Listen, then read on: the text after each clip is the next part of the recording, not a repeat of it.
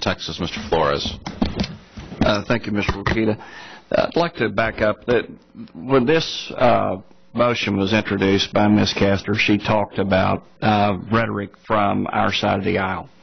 And I'd like to come back and go to the 50,000-foot level, and that is, what is it that Americans want?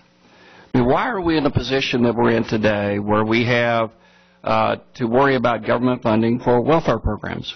And it's because the economy is in bad shape.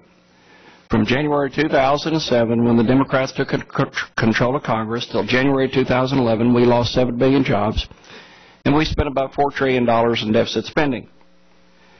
The American people are rightfully concerned about the direction of the federal government. They don't trust the federal government. They don't trust federal government programs. I've got a list of them here. They know the GSA will party money.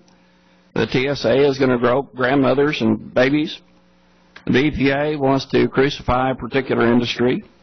The Secret Service goes off and has their fun. The Department of Labor wants to regulate youth labor on farms. The Department of Energy wants to spend money on failed projects like Solyndra. The Department of Interior has been subpoenaed because it won't provide the information that Congress has requested. Parts of the Department of Justice are going to be held in contempt before too long because they won't provide information for Fast and Furious. We wasted $800 billion on the stimulus program.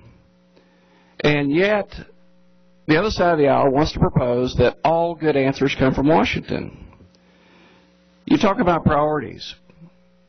Your priorities seem to be that you want to provide more Washington dollars to waste more money. What we'd like to provide are paychecks. A paycheck is the best social program ever designed by man. It's where you feed a family, you house a family, you educate a family, you provide medical care for that family, including their children. It's where you grow a local tax base so that your schools can be healthy and provide the right kind of environment, the right kind of education to those children. And it's also where you grow a vibrant middle class. The same middle class that's been destroyed by the last 4 years of the economic policies, either from the Democratic Congress or from the White House. The same ones where over half the middle class is either in low income levels or poverty now. Where more people have no health care coverage and are more dependent on the federal government than ever before. Where gasoline prices are twice what they were before. It's also, we talk about values. Deficit spending is not a value, ladies and gentlemen. Deficit spending is what's going to bankrupt the future for the children that you say you care so much about. What we need, balanced approach, I agree. But what is the balance? The balance is part from revenues and part from spending cuts. The question is, how do you grow the revenues? The answer is you grow it through economic growth, not from trying to raise taxes on folks. Let's say that you took the list of the companies and the profits that Mr. Yarmouth talked about a minute ago. Let's tax 100% of that $81 billion in profits that he talked about. That will save about 6% of our annual deficit. And yet, you've basically taken these companies off the map. These companies hire people. These companies think like economic beings just like everybody else does. These companies can re-domicile themselves into foreign countries. And is that what we want? Is that what we want by demagoguing this business?